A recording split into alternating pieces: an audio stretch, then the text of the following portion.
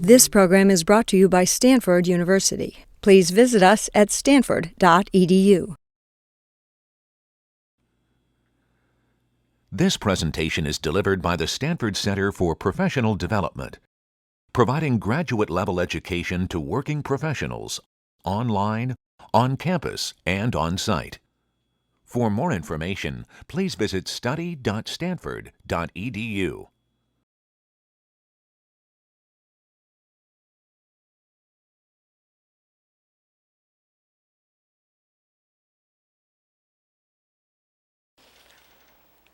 So now I'd like to introduce today's speaker. Mark Pinto is here from Applied Materials. He is the CTO, the Senior Vice President, and the General Manager for the New Products and New Business Group at Applied Materials. And he's going to be talking to you about the new initiatives Applied is starting, what's going on in nanotechnology in terms of process and materials, and specifically what Applied is doing in photovoltaics now. Let me give you a brief background on Mark before he comes up here to talk, and then he can get started. He has a bachelor's degree from Rensselaer Polytechnic and a master's degree and PhD from Stanford in electrical engineering. He worked at Bell Labs and at Lucent Technology, the part that became Azure later. And he's also a Bell Labs fellow, an IEEE fellow, and was an adjunct lecturer at Yale for a while. So please welcome, or I'm sorry, he was an adjunct professor at Yale University. So please welcome Mark Pinto from Applied.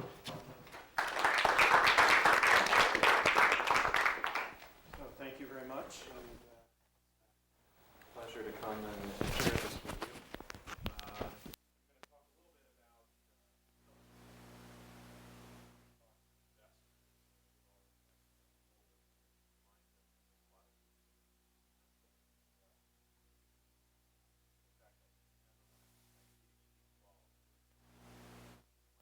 My quiz was on photovoltaics, and at the time, who cared about solar cells? So it's pretty important, and I hope to show you why. First, a brief overview about Applied Materials. We're the leading maker of semiconductor equipment. We've expanded the scope of what we do to call it Nanomanufacturing Technology. I just want to make sure that's on. Okay. I think I just clicked it over. Okay. To expand into what we call nanomanufacturing technology, and I'll explain why we use that word. A lot of it is because the term nanotechnology is a little overused and has even a broader scope. Our revenue for the last 4 quarters was around $10 billion US dollars. One interesting thing about our company is about 80% of the sales are outside North America. 100% of the display sales are in Asia, so that we are a very global company in that respect. Very strong commitment to R&D. We spent about $1 billion a year for the past 5 years in R&D, and of course it's all in process and materials-related work. IEEE had a survey, I think it was in November of last year, and we were ranked number 6 overall amongst 1,000 global companies in our patent portfolio. And we have about 14,000 employees. This gives you some feel, the bottom of the kinds of equipment we make. Many of you may not be surprised at the stuff on the left. That's more the IC related. These are some of the things in newer areas, and I'll spend some time on those as we go towards the end. This is a picture of the semiconductor industry and where we fit in. So if you look at the totals, the electronics revenue is over $1 trillion and growing about 5% a year. Again, a lot more content in electronics in products. Semiconductor revenue grows a little bit faster than that because more of electronics becomes semiconductors. Capital spending, which is the total spending that semiconductor manufacturers make to build factories, is around $50 billion. And then the wafer fab spending, which is what Applied Materials supplies, is around $30 to $35 billion. And again, we're about $10 billion of that. So about 1/3 of the spending on wafer fabs in the world in semiconductors.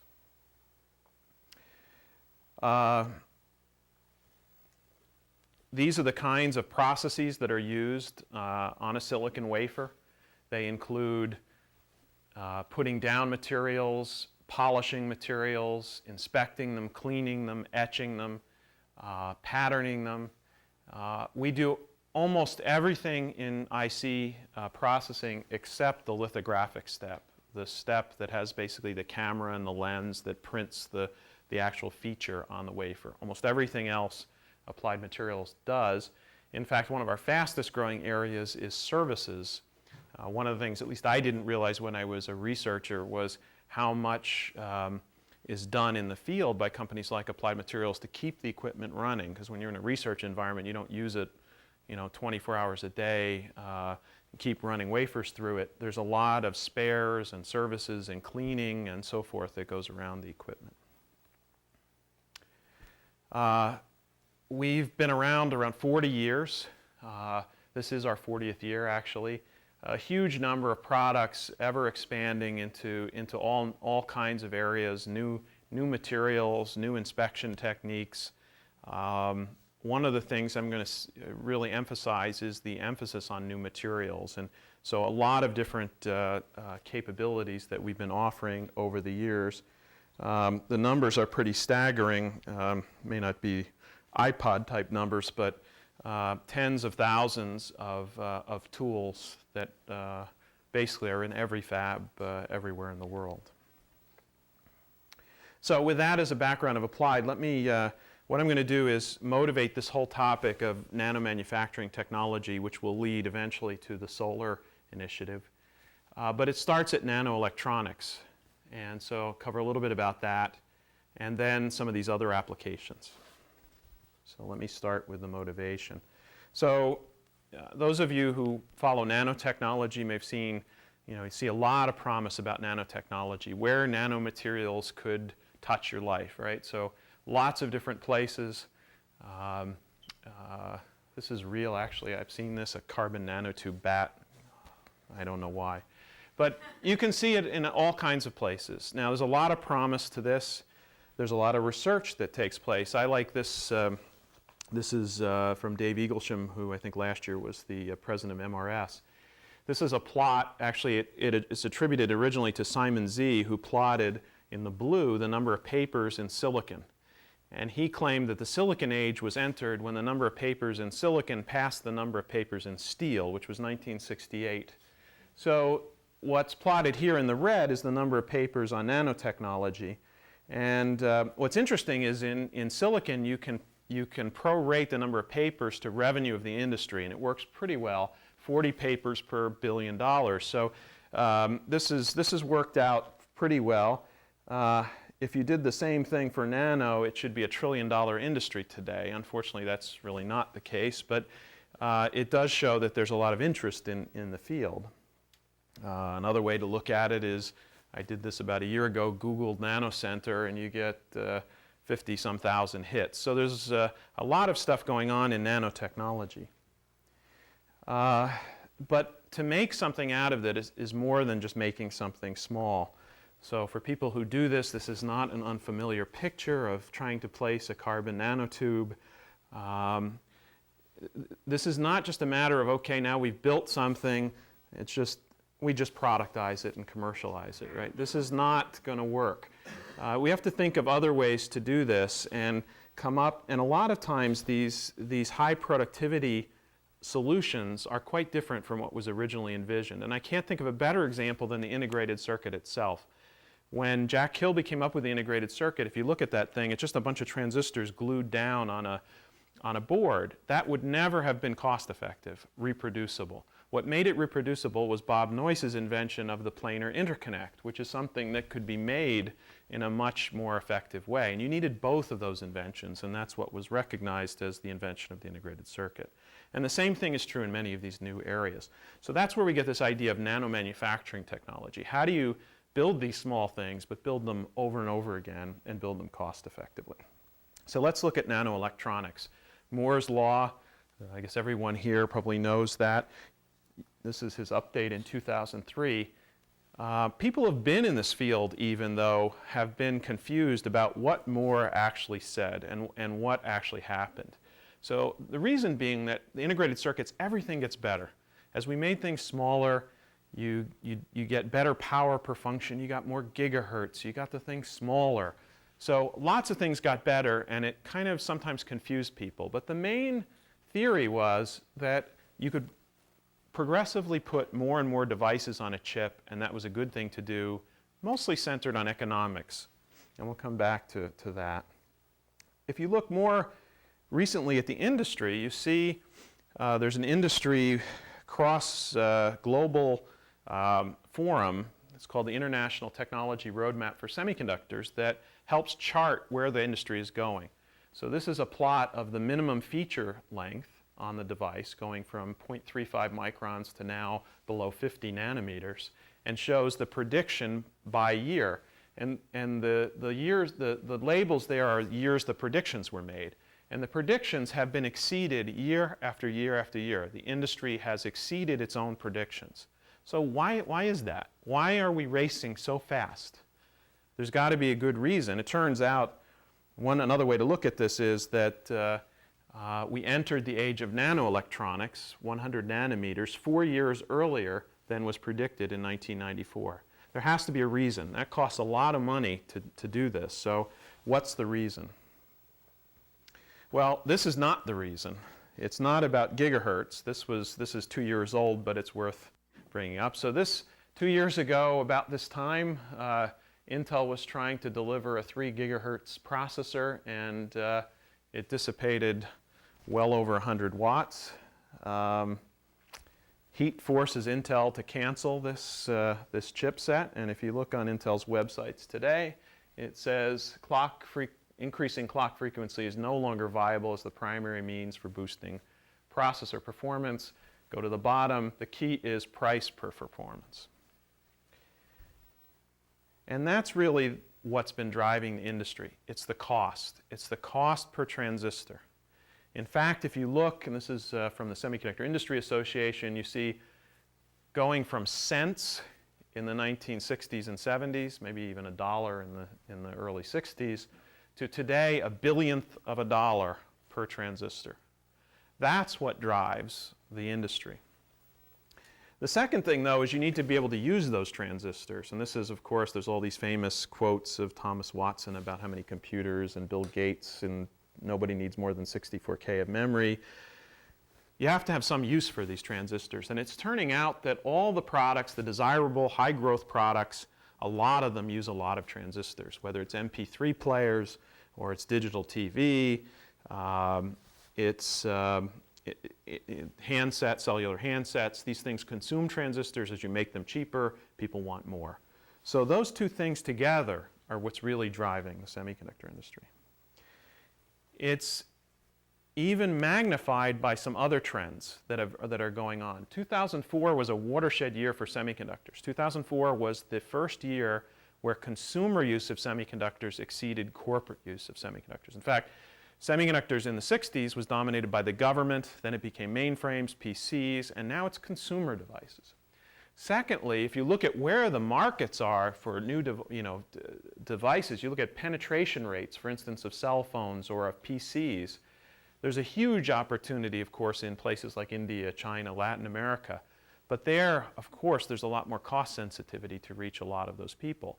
Again, emphasizing cost as a primary driver. So, okay, that's nice, you say. Is it real? Well, here's some real financial data. This is Applied Materials, fourth quarter 06 new orders. This just shows the memory to logic breakdown. We can talk about that if you're interested. But here's the key. Of our orders, 94% were for nanoelectronics, less than 100 nanometers. So again, you wouldn't see, and that's $2.5 billion worth of orders a quarter. Again, that's where people are spending the money because there's an economic reason to do that. So it's all kind of adds up. That's what's really driving the industry, cost per transistor. So let me briefly talk about some of the challenges there. I talked about this International Technology Roadmap for Semiconductors.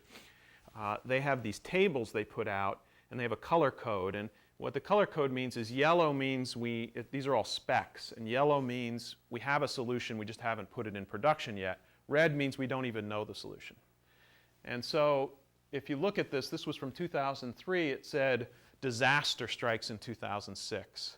Well, we've found ways around some of these things, but the point is this: if you had asked the question 5 years ago, the time to when disaster would hit was longer than it is now. This thing has moved closer and closer and closer to the present.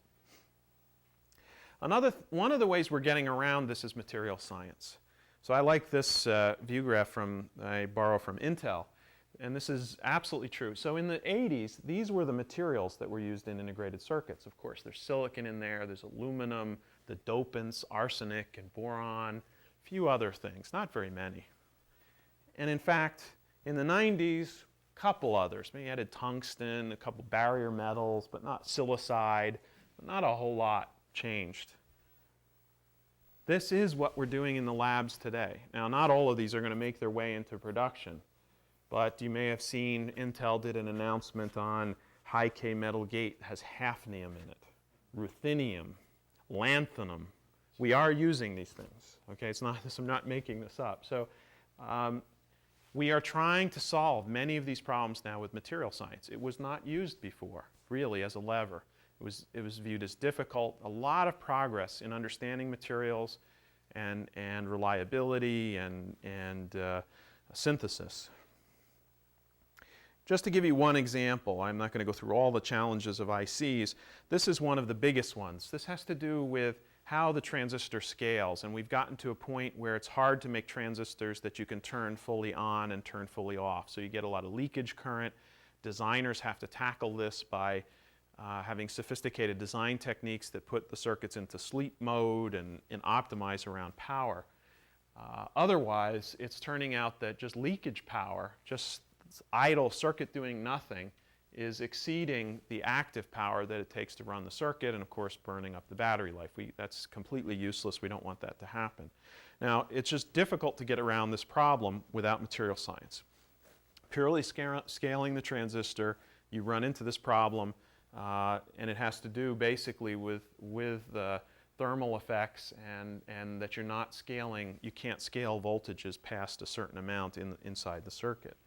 So there's a number of things we've done to attack that problem around material science, around now the gate oxide thicknesses that are 10 angstroms thick, like I show here, with very sophisticated equipment to keep the thickness and surface smooth, control the impurities. But this is the one I'm going to tell you a little bit about. I think it kind of is a good example of what's going on in integrated circuits. This is strain engineering. So what people figured out is by putting materials above the transistor, inside the transistor, on the side of the transistor, you can adjust the lattice inside the transistor. You can move the silicon atoms, move them a little, push them a little bit closer together, pull them a little bit further apart, and you no longer have silicon. You have something else. And with that, we can change the behavior of the transistor. So this we call strain engineering, and these are some results. This is a plot of the leakage current versus the on current. And what we've been able to do, what you'd like to have is data as far down here. It means you get a lot of output out of the transistor and no leakage current. And what we've been able to do is improve the output of the transistor 84% at the same leakage current by straining the material. So you can either keep the same leakage current and get more juice out of the transistor, or take the same amount of drive out of a transistor and reduce the power consumed. So these are the kinds of things that people are doing now with material science, very, very powerful and having a profound effect on our ability to scale the IC. The other part of the circuit is interconnecting it with wires. The problem there is just as you make these chips bigger and the wires smaller, you're spending more of the delay and more of the power in sending the signals through this complicated wiring mess than you were before. So this is the kind of wiring that now looks inside an integrated circuit. If you cut it, 9 levels of metal, 10 levels of metal. We're working on new materials. We introduced copper. That's not a new material. It's new for integrated circuits. But low K materials that have low dielectric constants to try and reduce the delay, the parasitic delay, and the power dissipated. So lots of things. Actually, we have some collaborations with Stanford in this area on porous loci using nanopore materials that basically you introduce little pockets of air, if you will, inside of a material to get its dielectric constant down, but it has to be done very reproducibly and in a way that's structurally sound. But another key thing, you might notice how flat each of these layers are. That's not an accident. We actually polish each layer. That's been done for about 5 to 10 years now. It's called chemical mechanical planarization. We've introduced new ways to do that. Imagine grinding these wafers, amazing, with these nasty chemicals and basically pads that have very abrasive. What we've done is combine different techniques. There's another way to pull material off that you polish with an electrolyte, and you basically electrolytically pull copper off. We've combined those two together to get a much softer way to polish and a much more reproducible way, and that's given us much greater levels of planarity, near perfect planarity at a very, very low cost. So these are the kinds of things, again, materials innovations, processing innovations to help us get around some of these problems. A last area that's kind of interesting and involves both the materials and the design community is yield. It turns out that transistors in the integrated circuit, the most fundamental reason why people didn't think it was going to work, and reasonable reason in the 60s, was yield.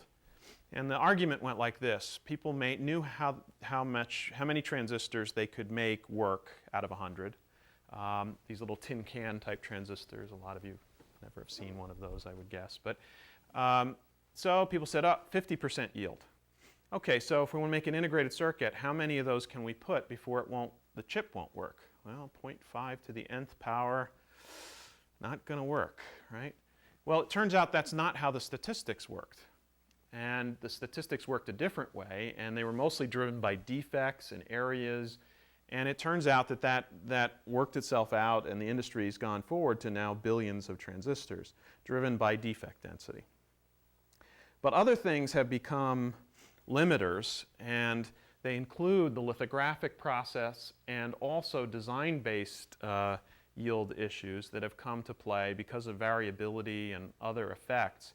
And so yield has become a real struggle now. Again, it was pretty much a non-problem for a number of years. Now it's become a serious problem again. So a lot of investigation and emphasis on yield. No matter how cheap we make the process, no matter how cheap we make a transistor, if they don't all work, the chips aren't going to be economical. So some of the things, I think this kind of illustrates the point about nano manufacturing. It's not just doing things at a small level. So to find defects, you have to look finer and finer resolution. We know how to do that.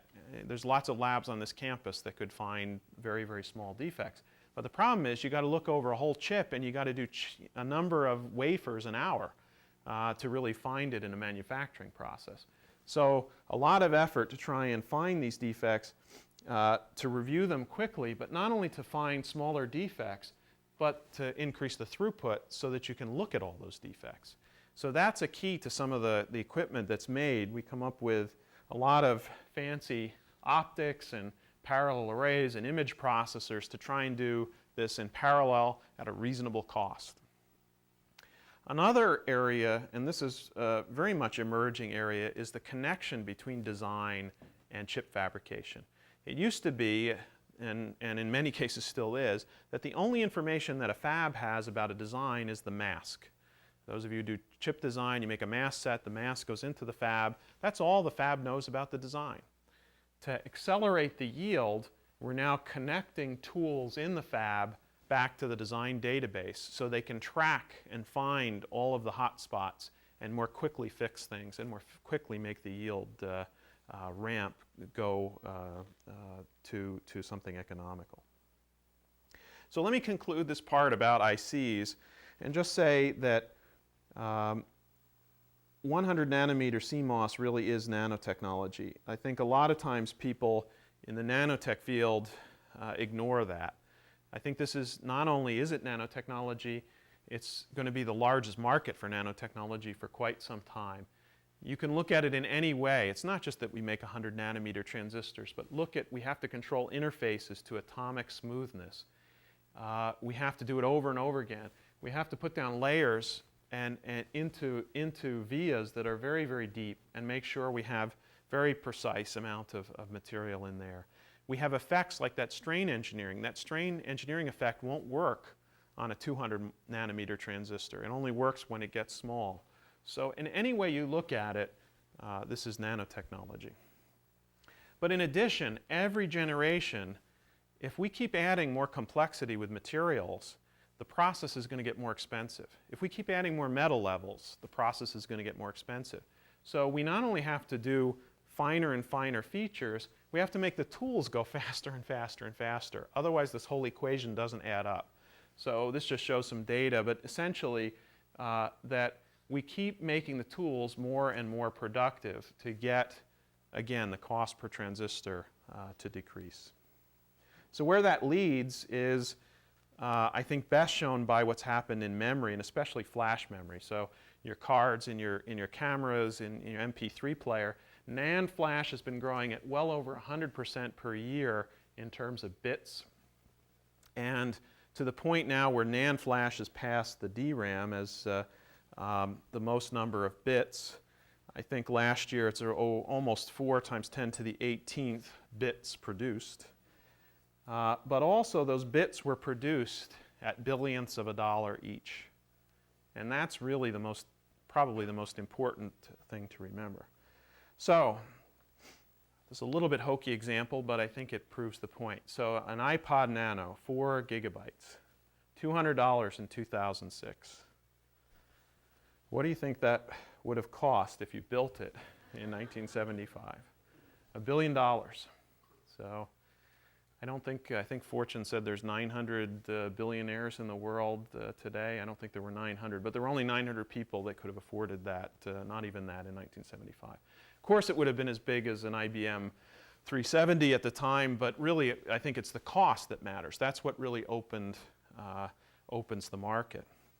So I'm going to leave it to later to tell you what that might cost in 2020. You're close. You're close.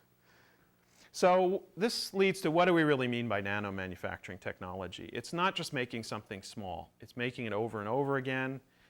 It making it cost effective. You've got to be able to measure it, characterize it.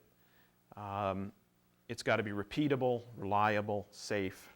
So a lot more than just making something small. It's the term nanotechnology was coined maybe in the early 80s. There were a lot of semi-science kind of projections of what were going to happen. One of them was we were going to see a lot of fabrication by nano machines. Right? So things like this. Well, maybe that'll happen, but I think what's kind of interesting is this is how we're making nanotechnology today. And it's not a surprise, because if you think about one of the ways to tackle this problem and tackle the cost, it's process cost per unit area. So you make big tools to make it the cost per unit area of processing low. This is for the display industry. I want to show you a little bit more about the display industry here. So what happened with the display industry? You go to Fry's, you find these TVs, the price is going down, every month you go to Fry's. Why is that? Well, it's because of the substrate size. So this doesn't have Moore's law. Pixels have to do with the HD TV. That's the number of transistors that are behind there in terms of the resolution. So there's no Moore's law driving the cost. What's driving the cost is the pure processing cost per unit area. How much does it cost to make this much display? And if I can make that go down, I can make bigger displays for the same price. So what's happened in the display industry is the substrate size that we make the TVs on has exploded in size. We just shipped, in fact it's up and running at Samsung right now, 5.5 square meter glass substrate. As a result, the cost of producing these substrates has gone down quite a bit, factors of even 5 in the past 8 years. And so this is the kind of thing, this is chart from last year. This is about a 5 square meter substrate. I'm not sure what size TV that is, but I know it fits 6 52-inch TVs on one substrate. But to do this, the equipment still has to put the same material down with the same uniformity and the same throughput. Of course, the equipment's a lot more expensive, but if you're able to do that, you can make each square inch of that panel cheaper to produce. So for the same price, I can make a bigger TV. So this has been the evolution of the display equipment. It started in the laptop era of close to something that looked like wafer equipment, but it's gotten up to this size now. But as I said, we've kept the same uniformity and the same throughput, and that's not easy to do on these big substrates. And the result has been that TV prices have declined. I don't know when I extracted this from the web, but any way you measure it. This year, by the way, if you're interested, this year is the year where you're going to see the price of a 50-inch LCD TV go down, because last year Samsung had their Gen 8 fab. This year Samsung's Gen 8.5 fab comes online. So the prices of 50-inch TV should go down quite a bit, 50-inch LCD this year. So this has led to, and we think will continue to lead to, more and more penetration of LCD TVs against CRTs, and also versus the other large-scale formats.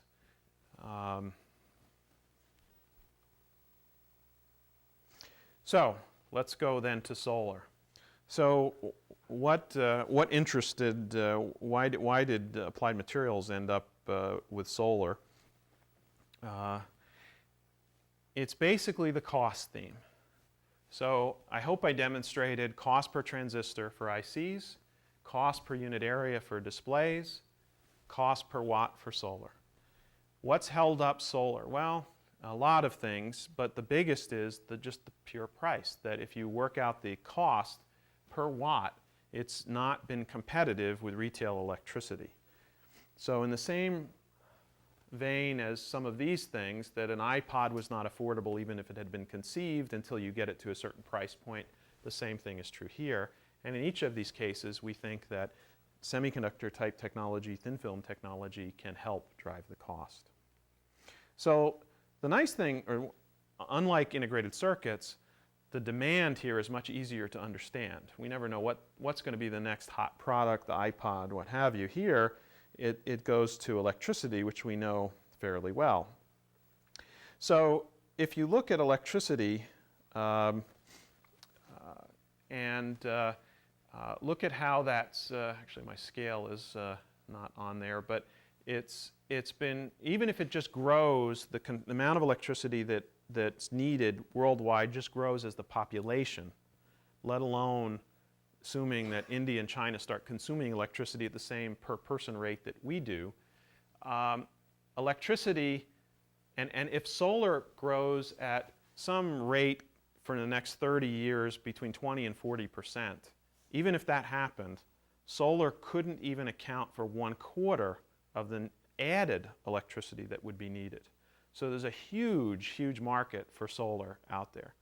Right now, solar is, we're way over here somewhere, it's on the order of couple hundredths of a percent of electricity is generated by solar cells. So we've got a huge demand, even forgetting the replacement market, even what's going to be needed added, we would have to put in today something like 200 gigawatt fabs, a gigawatt a year fabs, unheard of.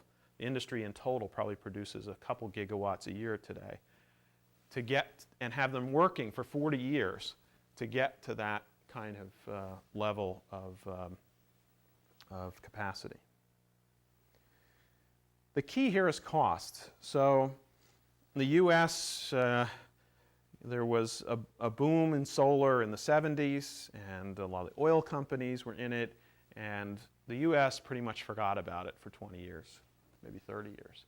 But it turns out that Japan and Germany in particular have continued to stimulate it, and as a result, it's gone down in price. It was at $20 a watt in 1980. It's now down to, for crystalline silicon $2 to $3 a watt. It went up a little bit because of the cost of polysilicon, but think on that kind of number, $2 to $3 a watt. Spot price maybe a little bit higher, again, because of material shortage, which I'll talk about briefly. But it's come down quite a bit. And it's been because of a number of incentives in Germany and Japan. Of all things, 2/3 of the world's solar panels go to Germany. Not exactly the best place to collect photons on the Earth. The other thing that's happened, and it's been part of the reason, is the scale of the factories. So in 1980, that factory at Arco Solar was a 1 megawatt factory. It had a line of 0.5 megawatt. 20 years, we got a factor of 10.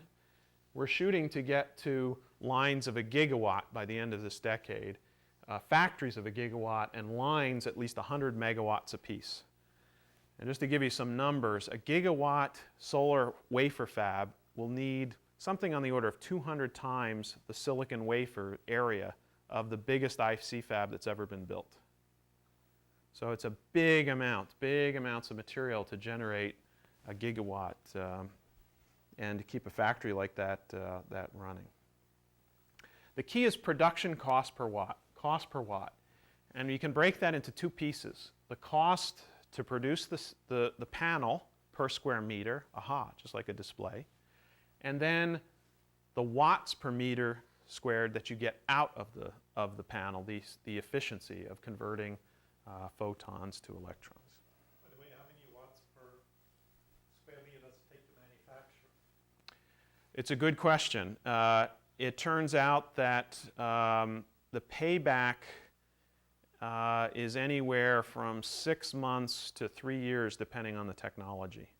If you use wafer technology, it's closer to 3 years because there's a lot of energy used in pulling the wafers.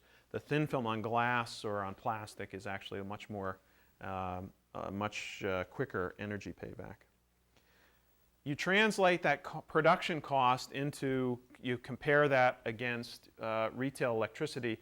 It's not a complicated calculation, but it's not quite straightforward because solar is a capital good and you got to convert it to amortize it and compare it against kilowatt hours. The rate, when you see a solar cell that's rated for 300, a panel, let's say, for 300 watts, that means in the middle of, at noon in California, and then you got to prorate that depending on where you are during the day to how much actual photons you see, then normalize all that, and then compare it to a kilowatt hour. I won't go through all the calculations, but show you this data, which says if we keep on the same path, if you look at, these are actually two places in Europe, I think the northern and southern Europe, so think northern Germany and Spain. So the top one says that, and then the red bars are the utility retail electricity rate, peak power, and then at the average, and then the bulk power means undistributed power. So if you look at the bottom green curve, it says sometime before the end of the decade, the cost of solar electricity in Spain will be cheaper than the peak retail rate. And by 2020, it will be cheaper than retail electricity. That's how to read this. In Germany, it will take longer because there's not as many photons falling on the solar panel. We want to accelerate this. We want this to happen faster.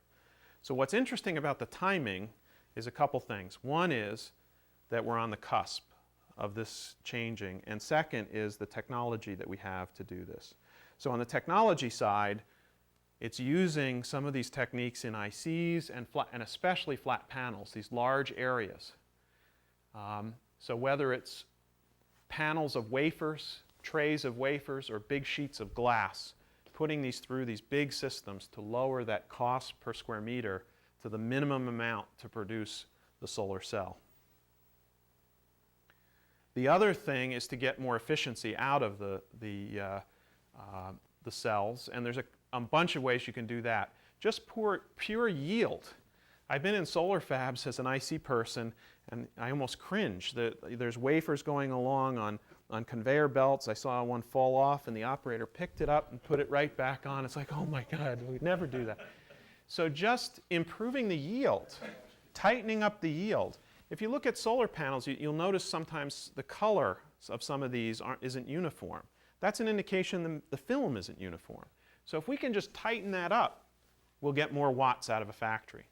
The second thing is material science. So this just shows one of the things that's kind of sexy right now. It's in thin films, putting different kinds of silicon, amorphous silicon and microcrystalline silicon together to capture more of, have a band gap tailored solution to capture more of the frequency spectrum. So a lot of interesting stuff. You can texture surfaces, a lot of different things to work on, interface physics and so forth.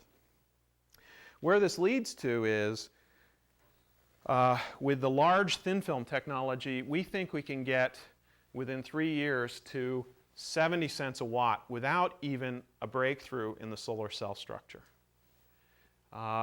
We actually think that, and I'm going to show you an announcement actually that we made this morning, that we can get to $1 even at only a 60 megawatt fab. Go to a gigawatt fab for the same technology, we'll get it down to 70 cents a watt, and at this level it'll be where I showed you that bottom part of the Spain curve is, where it'll be cheaper to do this than retail electricity. So other advantages of these large panels, one is an installation cost versus a conventional panel. It's quite a bit cheaper because you have less connections and less framing. Another advantage of the thin film is it doesn't depend on manufactured polysilicon, which is currently in shortage. In fact, it was in the past couple of years, there's now more silicon used in the solar industry than the IC industry, and it's put a real shortage on poly supply. So both of those are avoided. This is one of the things I'm most excited about, I think, is new applications. So especially with the thin film on glass, we can use this as construction material. So instead of having to figure out how to put it on a structure that's already built, how do you integrate it, integrate it into a building as it's being constructed? Use it as construction material, whether it's as a facade, to replace tiles, as part of the windows, semi-transparent solar, lots of different things that I think will emerge here. So I just will show you a couple things, because one of the interesting things about this is our company's business model is a little different for this, and that is that we, and so are our customers. So this is the first announcement we did a few months ago. This is a company called Moser Baer, which is the second biggest optical media company, DVDs and CDs worldwide, in India. This was for a 40 megawatt line. By the way, then the other nice thing about that big equipment is that one big piece I showed you, it by itself does 40 megawatts a year. So, big chunks of capacity. The interesting thing here is that we sold them the whole line. So we're not selling just an individual piece of equipment. We're selling them a whole line, including all of these things, automation, supporting technologies, software. We made a couple other announcements. This is the first one we did in Europe.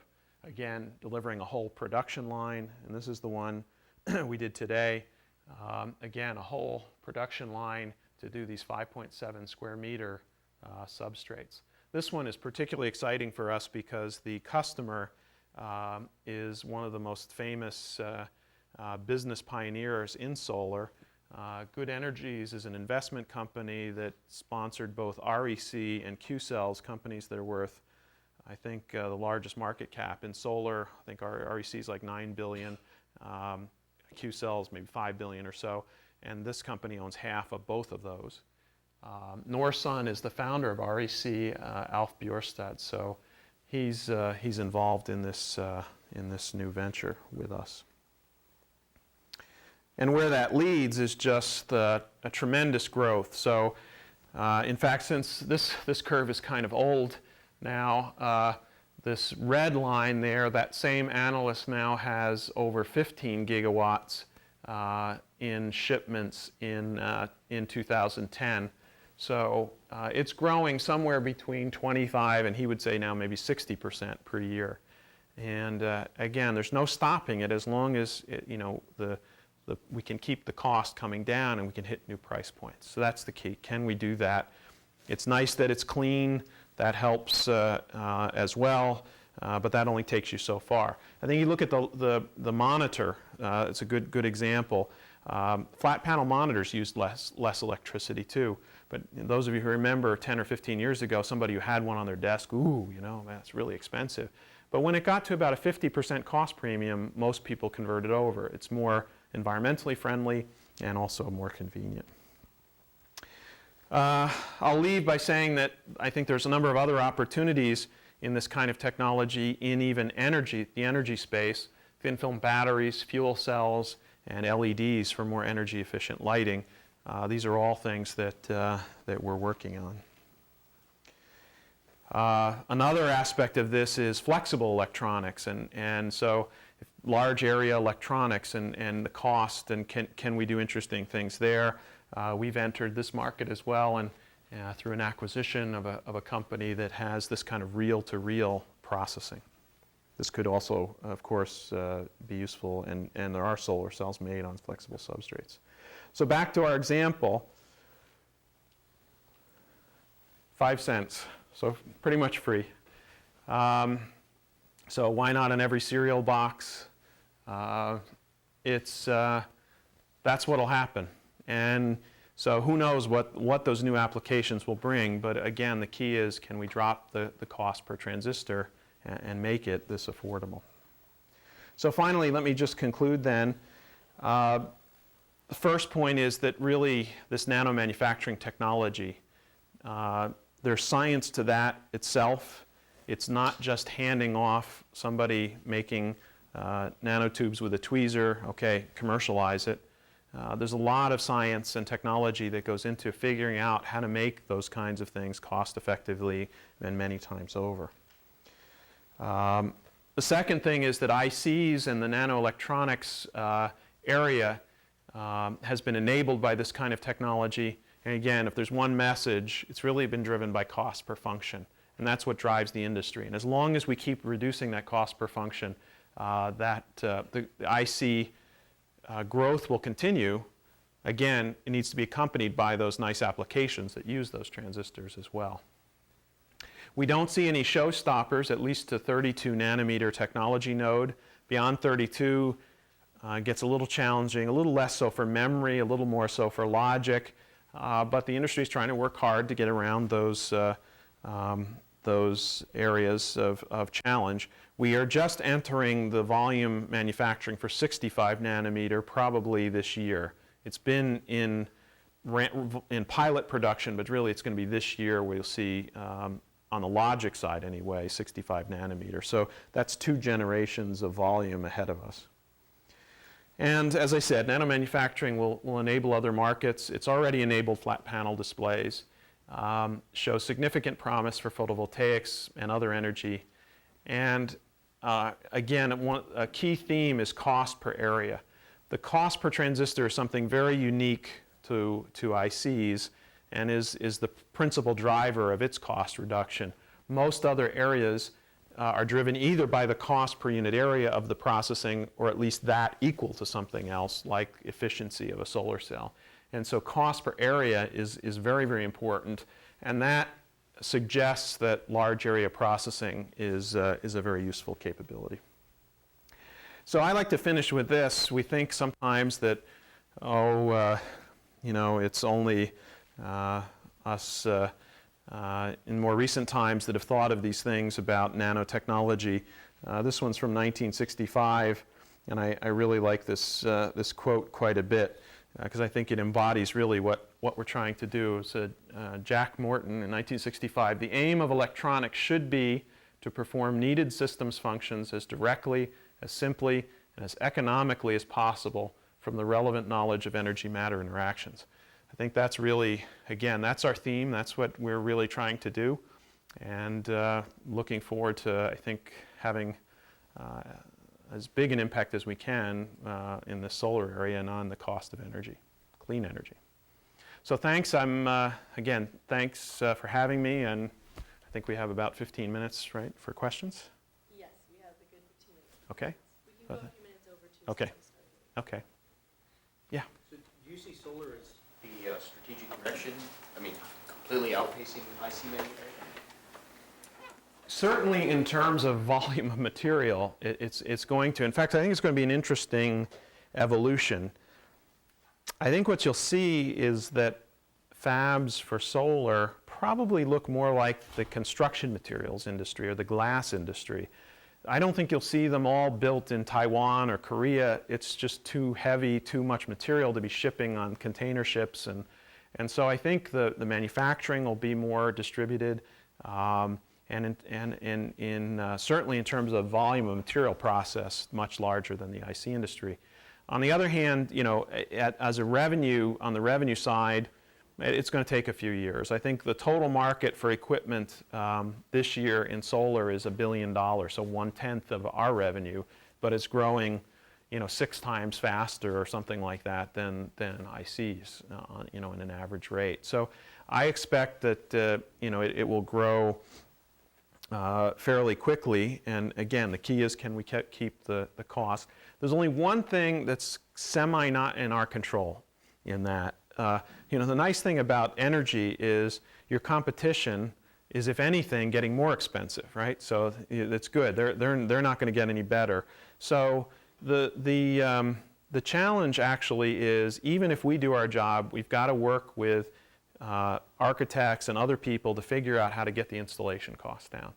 And some of the technologies, I think you'll see segmentation of solar. Some kinds of solar technologies will be good for the building integrated or commercial. Some will be good for residential retrofit, and some will be, you know, useful for you know, calculators and so forth. Some will be useful for satellites. And you'll see, you know, the ones where the premium is going to be an installation cost. Hopefully someday the flexible solar, because you can just go up there and glue it on or nail it on, and little weight, and don't have to support an existing roof. So those kinds of things are the only thing really that's outside our control. Otherwise, if we drop the production cost, it should happen, right? So I would say, if we continue at this rate, if I look at applied materials, you know, it could be certainly within 10 years, more of our revenue would be in solar. Yeah, there was a question in the back. Yeah. Is there anything on the horizon for storage that involves nanotechnology, energy storage? I think nothing revolutionary, but there are certainly thin film batteries is an exciting area. Then, you know, can you somehow you obviously can take thin films and then embed them in things that we currently can't. Maybe you can, you know, densify them in some way in terms of how you put them together. So, you know, there are some things like that. I don't think that, and we certainly are working on those. It's kind of, I didn't get into the details. The funny thing is, so we're working with this startup company in thin film batteries, and through our R&D and venture fund, and it got a lot of press just because we made the investment the same week the Sony battery explosions were happening. So it was like, oh, here's the solution. Well, that wasn't really the intent, but it was nice publicity. You mean yours don't explode? Yes, right. No, they won't. So yeah, I think there's a lot of emphasis on that. Of course, you know, when you talk about solar, especially in remote locations, batteries and storage comes up as well. I mean, of course, the ideal thing in a number of parts of the world would be an LED light and a solar cell and a storage unit all put together.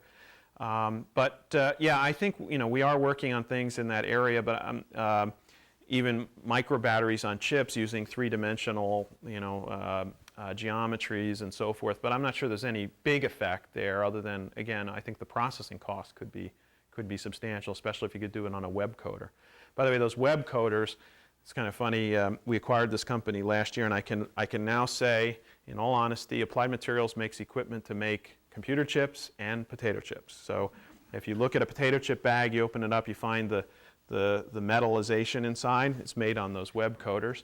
Those web coders, for that kind of application, they're 4 meters wide, and they spin at over 20 meters per second of material comes out of that. So think about doing some of these other things. I'm not claiming we could make an RFID or a solar cell or a battery at that throughput, but that's the promise: is can we get it onto that kind of a system? potato chips right up. Hope not. Yeah. I keep hearing about roll-to-roll processes from the Ovonics guys that have been doing flexibles for a long time. Yep. Can you comment on, I mean, you seem to be much more into the rigid end of things with current technology. Why is that?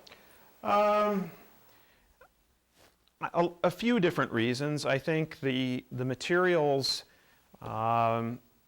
still have some robustness issues and uniformity issues. Silicon is a nice material to use, and it's been proven to be reliable, reproducible. It has a roadmap to higher efficiency. Another one is that there are a lot of applications where you do want the rigidity. You do want that to be a construction material, so it's not always a disadvantage. But there are going to be the markets where the flexible, I think, also will be significant. So we're not ignoring that market. We're going to be working on it and working with people on it. But I think it is going to be a little bit slower to develop. I wouldn't discount a breakthrough, but a lot of the materials that people are working with, whether it's the Ovonics and Unisolar, et cetera, and the newer companies in the Valley, those materials, there's not that much new about those materials. I mean, they are the materials that Shinsky had been looking at for some time, for the most part. And can we figure out better ways to put them down, and can we figure out ways to make them reliable? I'm optimistic about that, but I think in the short term, the opportunity with the silicon is just enormous. Leveraging the display, leveraging its proven reliability in the field. There is a roadmap to higher efficiency, so I think that's where we've started. But I do think there's a very promising future in the flexible. Yeah. It seems like T.J. Rogers made quite a splash about solar recently. What direction has he been? So TJ and actually the person who taught me semiconductor physics here, Dick Swanson, they went after high efficiency and took techniques from ICs and some very clever ideas, and with the thought that a lot of the market is going to be driven by area costs. Especially the residential kind of market, especially if it's limited roof size, like a lot of the world. So that's what they've gone after. The other thing that their technology does, if you ask architects, is it's more aesthetically pleasing than some of the microcrystalline, where you see, when you see those phones on the side of the road, you see all this blue, kind of mixed color. The SunPower ones are nice and black and have a better look to them. So they've done a great job getting in the market. So their challenge is they've got to keep reducing the cost. The efficiency, you can always increase efficiency. I mean, you can use the recent Boeing 40% gallium arsenide, put some concentrators on it, but of course that's going to be ridiculously expensive. So what's the trade-off between making something more efficient and the actual cost to produce it? So, and I think everybody's jockeying around there, and some technologies are going to be better suited to certain markets, but I think the whole market's going to grow. So they're doing some very interesting stuff. We're very eager, to work with them, and they're definitely one of the, intellectually anyway, certainly one of the leaders. I don't know that they've broken the top 5 yet in terms of cells and dollars produced, but they're a major force right now in the industry.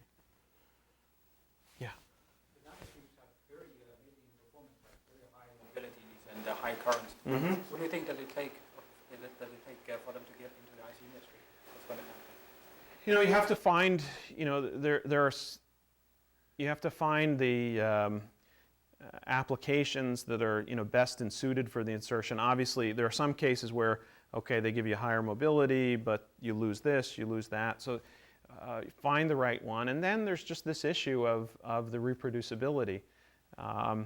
I can say this because I've heard an IBM speaker say this in a public conference. The very nice work on nanotube electronics in Yorktown Heights, very beautiful work and very promising. But the way they do it is they take the wafer, they sprinkle the nanotubes on the circuit, and then they use the E-beam and write the circuit where the tubes are. That's not going to get you. And they didn't mean it to be. I love the work, and that's the right thing to do in a lab environment. So we've got to figure out ways to implement that where you got to make it 1 billion times and get it in the same place and get it so it costs $1 to make it. That's our challenge, and I think it's going to find its place. And whether it's in interconnect vias or in mechanical storage, the nanotero thing, or whether it's in heat dissipation in a package, there's lots of potential areas. I mean, the packaging one is another one. There were a lot of startups that got into that, and I think basically if you picked one thing, that the reason they failed, they made a very nice thermal connection to the material they grew it on, but then they had to put another material on the top, and the thermal impedance to the second material was awful, and they ruined the whole, used up everything that they gained from the nanotube. So that's the kind of thing, and I'm sure we're going to find ways around that. So that's an area where we're looking at. We don't have anything, product or anything like that, but it's something that I think will be a useful tool in the future. Is there another? Yeah. In fab, what's the labor rate, fraction of? Very small. The big difference, It's all automated?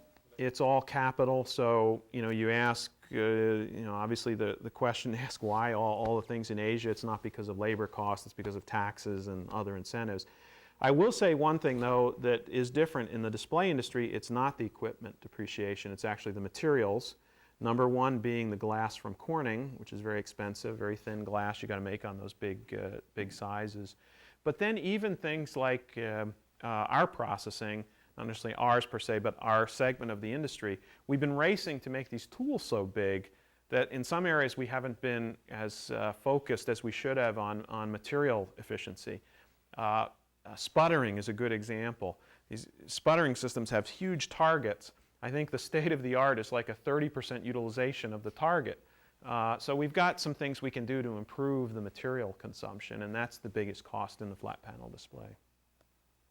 Yeah. As you think about the cost of the solar installation, particularly in the future, what will that cost breakdown be between the cost of the actual cells versus the installation versus actually ancillary? Currently, if you, as a homeowner, go try and do this yourself, it's about 50-50. All added up. And there's a variety of reasons for that. Even the first reason is because I would say in all objectivity, it's typically a guy with a pickup truck, without a lot of standards or, understanding yet of how to do this. There are some, very professional installers in other parts of the world who, developed equipment and so forth to really make this efficient. But even so, he's got to go look at the roof and figure out what your roof can bear, and every roof is different and what angle, and so lots of things have to be considered. So on a retrofit, the installation cost is significant, which is why you get actually, back to the sun power question, you get a little bit of a benefit if you've got a higher efficiency technology, because the installation cost typically goes by area, of course by weight. So that's where some of that kind of thing can play out. However, if you're going to build something, say a new structure, I'm going to build a parking structure and I'm going to put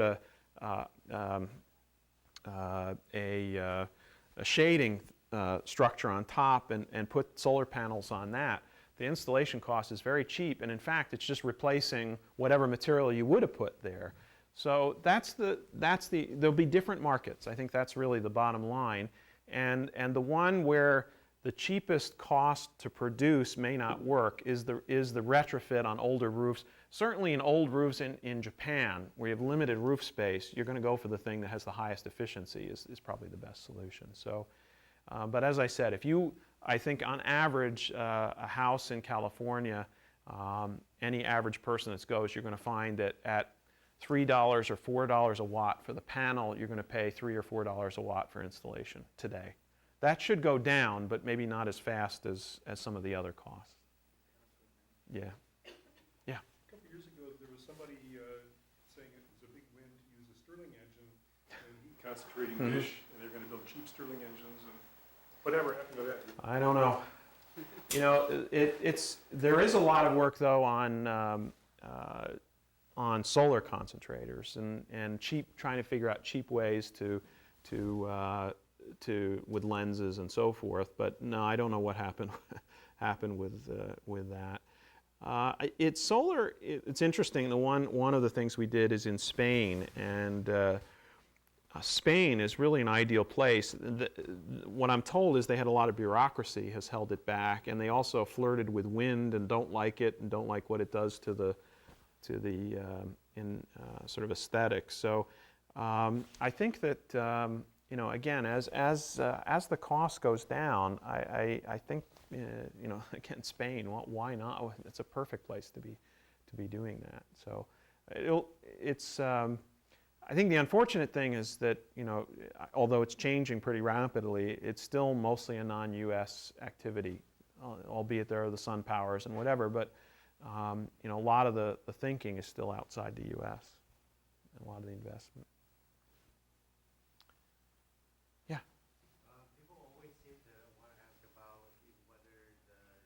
Of CMOS as a design paradigm will come to an end. Mm-hmm. And you mentioned this towards the beginning of the talk, so do you see anything on the horizon? Not yet, although I think the area where we believe that, maybe not CMOS, but the area that will see the first changes will be memory.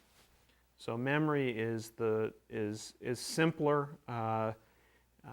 to envision and more choices, I think, also to utilize in terms of new structures to store bits, and whether it's mechanical or the Ovonic structure that was mentioned or what have you, that's probably going to be the first domain where you start to see very unconventional things. Of course, it's been toyed with for many years. There's Ovonics, there's MRAM, FRAM, all these other things people have done, but I think fairly soon you'll start to see in real production, in real volume, something other than a MOS transistor-based storage element.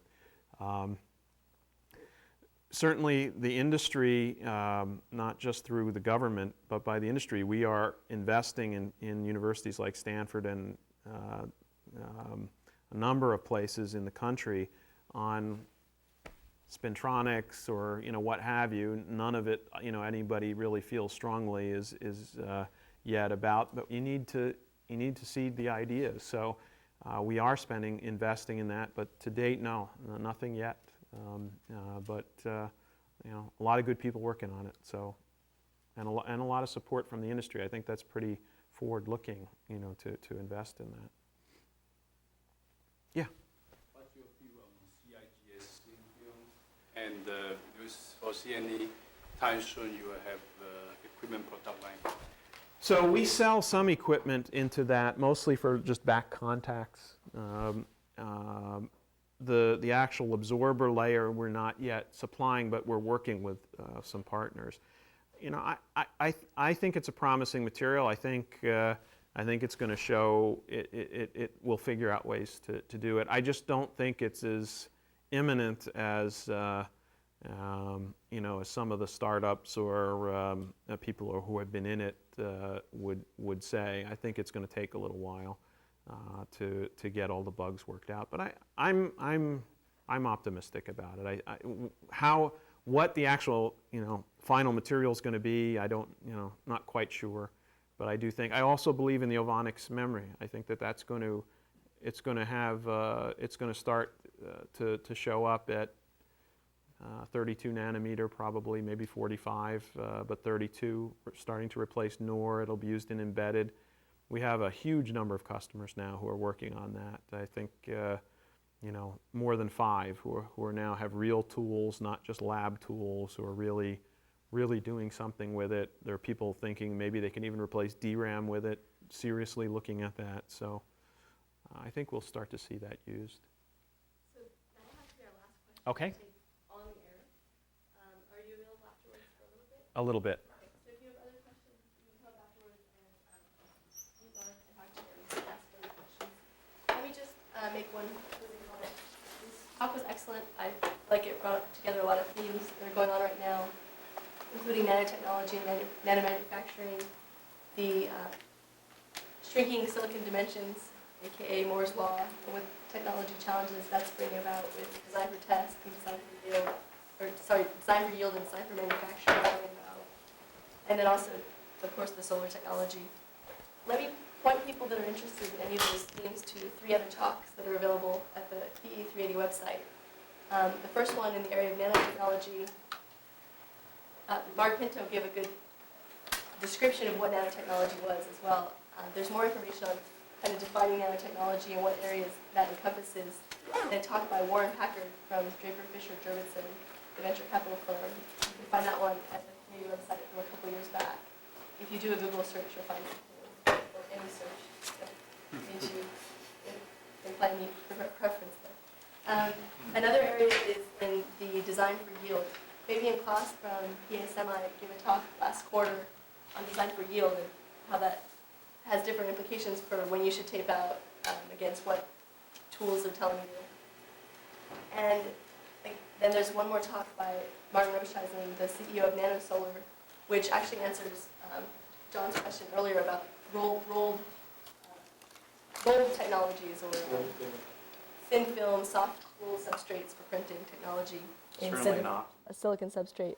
So NanoSolar is doing that. If you're interested in seeing that technology overview, that talk was a few quarters back. So again, those you can just find from the 380 website. All right, well, thank you very much for your talk today.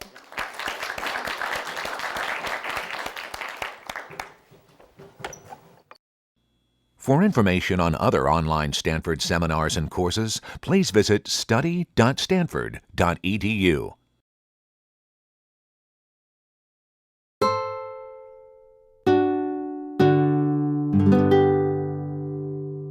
The preceding program is copyrighted by Stanford University.